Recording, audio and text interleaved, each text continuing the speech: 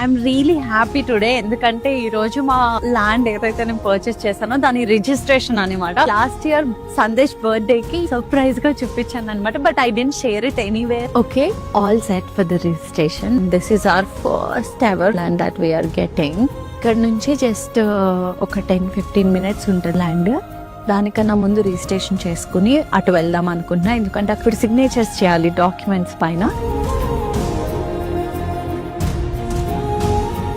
ఎవరైనా కొత్తగా పెళ్లి చేసుకున్న జంట ఎవరైతే ఉంటారో వాళ్ళు అట్లీస్ట్ ఒక 5-6 ప్లాట్లు కొనుక్కొని పెట్టుకోవాలి. ఎప్పటి వరకు అంటే వాళ్ళకి ఒక 2 kids ఉన్నారనుకోండి, ఆ రెండో కిడ్ ఫస్ట్ క్లాస్ కి వెళ్ళేంత లోపల అప్పుడు ఆ మొదటి ప్లాట్ ని వీళ్ళు అమ్మితే అదే ప్లాట్ డౌన్ పేమెంట్ కింద కట్టుకొని ఒక ఇల్లు కట్టుకోవడం మొదలు పెడితే మిగతాది లోన్ తీసుకున్నా సరే ఈ మిగతా 5 ప్లాట్ కూడా వాళ్ళ బలమైతే అప్పుడు బలహీనత కాదు. తర్వాత వాళ్ళ ఎవరైతే ఈ పేరెంట్స్ ఉన్నారో పిల్లల మీద ఆధారపడాల్సిన అవసరం అంతకంటే ఎక్కువ ఉండదు. అలాంటి భూమిని నమ్ముకున్న వాళ్ళు ఖచ్చితంగా బలవంతులు అవుతారు, వాళ్ళ కుటుంబాలను కూడా బలవంతులుగా చేస్తారు. కాబట్టి అనేది నేను ఖచ్చితంగా భూమిని నమ్ముకోమని చెప్తాను.